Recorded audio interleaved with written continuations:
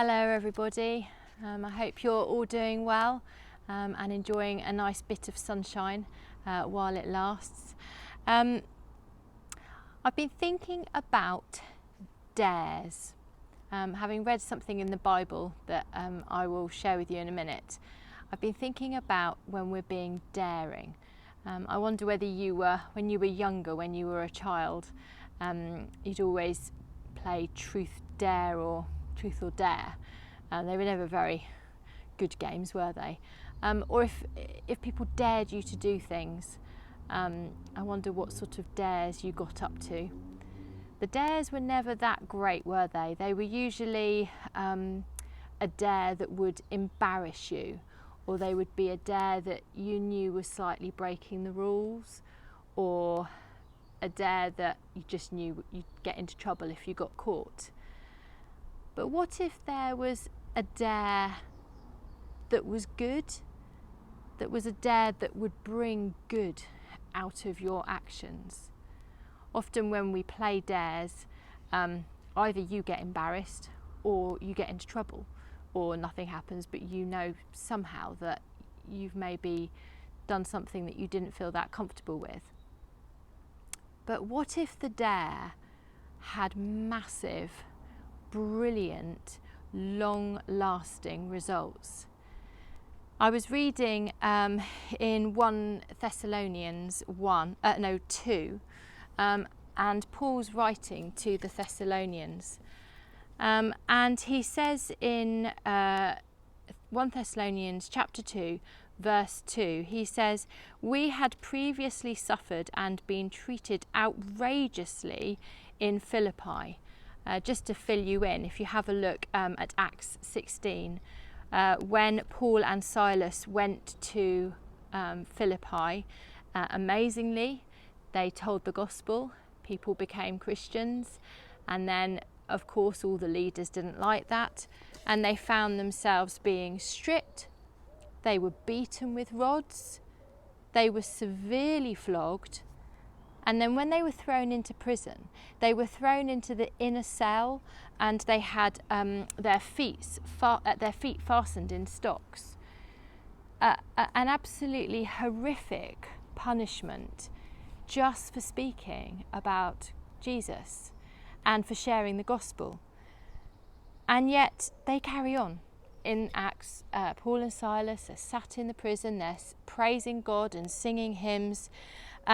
And then, of course, because God is amazing, he sends an earthquake and sets them free, and you can read the rest of what happens after that. And Paul and Silas get away, and they carry on their work. And they move on to Thessalonica. So this verse here, they say, "We had previously suffered and been beaten outrageously in Philippi, as you know. But with the help of our God, we dared to tell you his gospel in the face of opposition." And I just sat there and thought, wow, they have been through a terrifying experience. They then saw how God intervened, and then they dared to do the same again. They dared to tell the gospel. And what a challenge that is for us. Do we really dare to tell the gospel? Are we really prepared to risk punishment, persecution, maybe being frowned upon at work or teased a bit? Are we really prepared for that? Are we dared?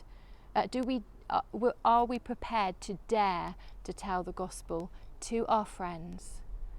And I thought that was a real challenge. We can still be doing that in lockdown. They don't do it because they're daring.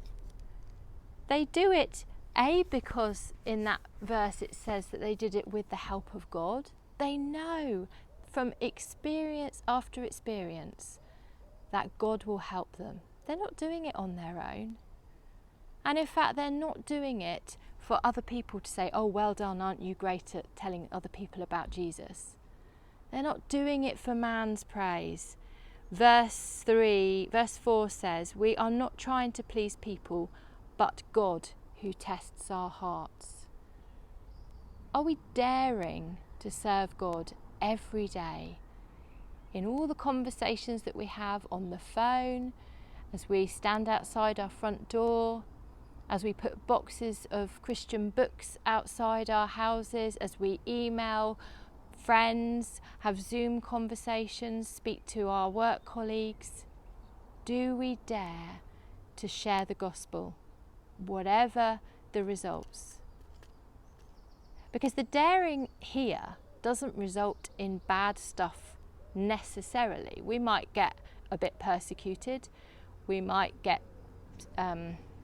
laughed at, we might get people just say, I'm not interested.